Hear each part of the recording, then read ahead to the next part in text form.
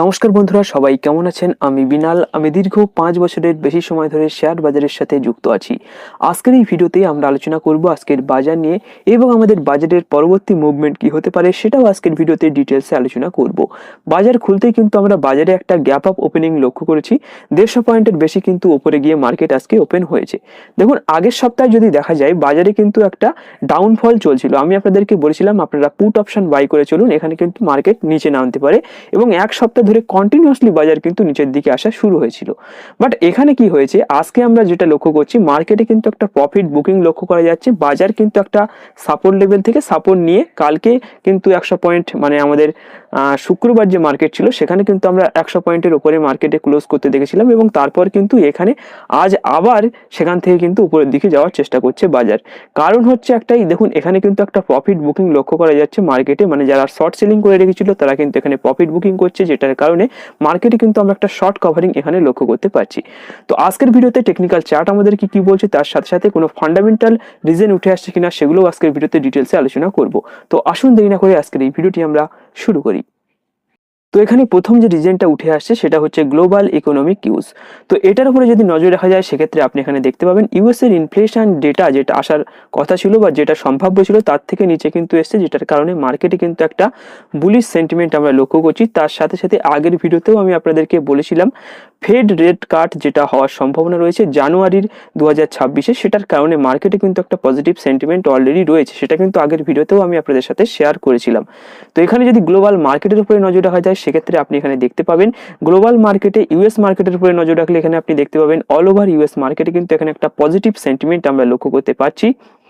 European মার্কেটের উপরে নজর রাখা যায় সেক্ষেত্রে আপনি এখানে দেখতে পাবেন এখানেও কিন্তু এভারেজলি পজিটিভ রিটার্ন আমরা লক্ষ্য করছি। তার সাথে সাথে এশিয়ান মার্কেটের উপরে যদি নজর রাখা যায় সেখানে আপনি দেখতে পাচ্ছেন যে অল ওভার এশিয়ান মার্কেট, মানে এখানে যত দেশের মার্কেট রয়েছে এখানে আপনি দেখতে পাচ্ছেন অল ওভার সব মার্কেটেই কিন্তু এভারেজলি এখানে পজিটিভ সেন্টিমেন্ট আমরা লক্ষ্য করতে পারছি, যেটার কারণে আমাদের মার্কেটেও কিন্তু আমাদের দেশের মার্কেটেও কিন্তু একটা পজিটিভ সেন্টিমেন্ট আমরা এখানে লক্ষ্য করতে পেরেছি।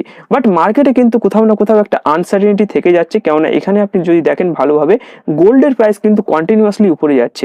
তো এটা কিন্তু একটা আনসার্টেনিটি মার্কেটের ভিতরে একটা মানে ফেলছে, যেটার কারণে কিন্তু মার্কেট এখনো পর্যন্ত খুব ভালো ধরনের যে একটা বুলিশনেস মার্কেটের ভিতরে চলে এসেছে সেটা কিন্তু না, সেটা কিন্তু আমরা বলতে পারি না।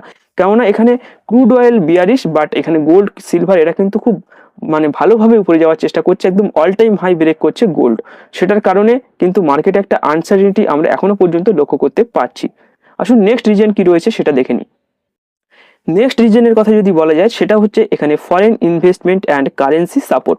দেখুন এখানে এফআইআই কিন্তু তাদের বাইং যেটা রয়েছে সেটা কিন্তু পজ করে দিয়েছে। এটা কিন্তু মার্কেটে একটা ফ্রেশ লিকুইডিটি প্রোভাইড করছে, তার সাথে সাথে এখানে কিন্তু একটা বুলিশ মোমেন্টামও কিন্তু প্রোভাইড করছে ইন্ডিয়ান স্টক মার্কেটে। তার সাথে সাথে এখানে সেকেন্ড যে রিজনটা উঠে আসে, থার্ড যে রিজনটা উঠে আসছে সেটা হচ্ছে sessional factor Santa Claus rally. দেখুন এটা কিন্তু একটা ক্রিসমাসের সিজন, যেটার কারণে কিন্তু মার্কেটে এখানে এই সময় ফেস্টিভ সিজনে কিন্তু অনেকে এখানে স্টক বাই করছে, যেটার কারণে মার্কেটে কিন্তু একটা স্ট্রেংথ আমরা লক্ষ্য করতে পারছি। সেটাই কিন্তু এখানে নিউজ রিপোর্টে উঠে আসছে। তো আসুন এবার আমরা ডিরেক্টলি চার্ট নিয়ে ডিসকাশন করি। ফান্ডামেন্টাল বলতে এগুলোই ছিল, এর থেকে বেশি কিছু ফান্ডামেন্টাল নিউজ কিন্তু এই মুহূর্তে মার্কেটে নেই। তো আসুন এবার ডিরেক্টলি আমরা চার্ট নিয়ে ডিসকাশন করি।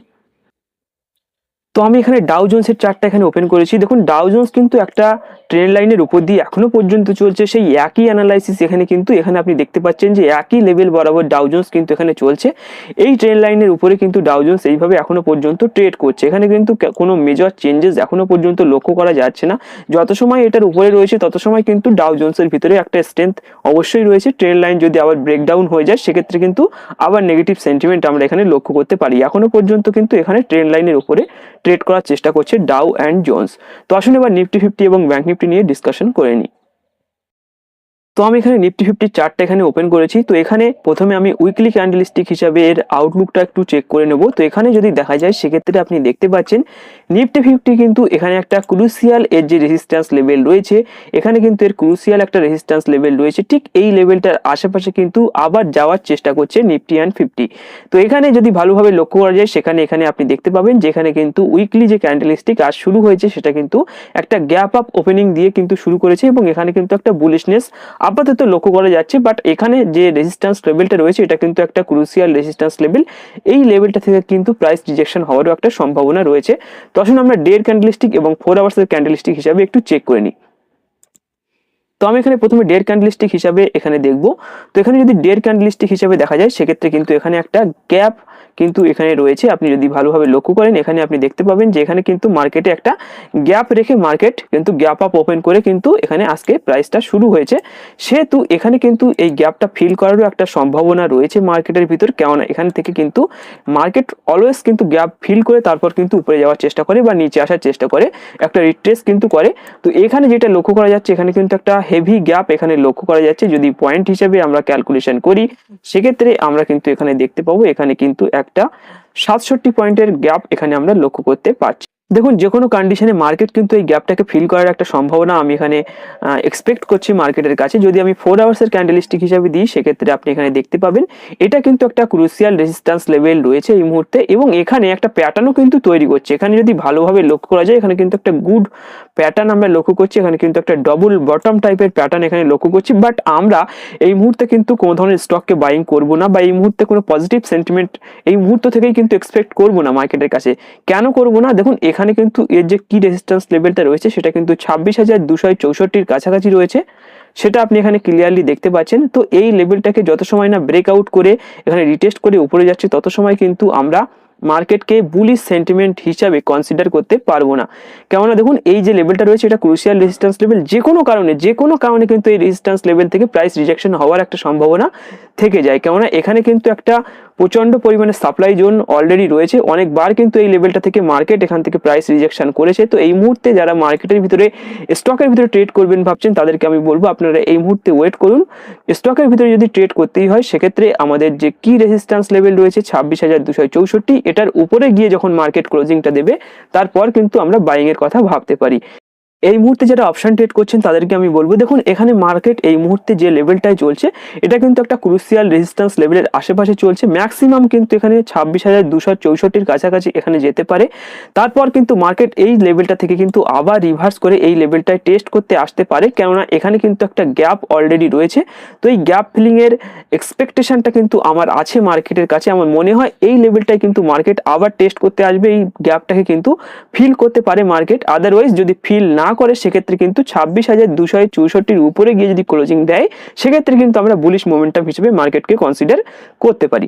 তো এটাই হচ্ছে ওভারঅল নিফটির এই মুহূর্তে সিনারিও। এই মুহূর্তে যারা স্টক ট্রেড করবেন তাদেরকে আমি হোল্ড করতে বলবো, মানে এই মুহূর্তে আমি ওয়েট করতে বলবো। মানে কি রেজিস্ট্যান্স লেভেল ব্রেকআউট না হলে কিন্তু এই মুহূর্তে আমরা স্টকের ভিতরে এন্ট্রি করব না।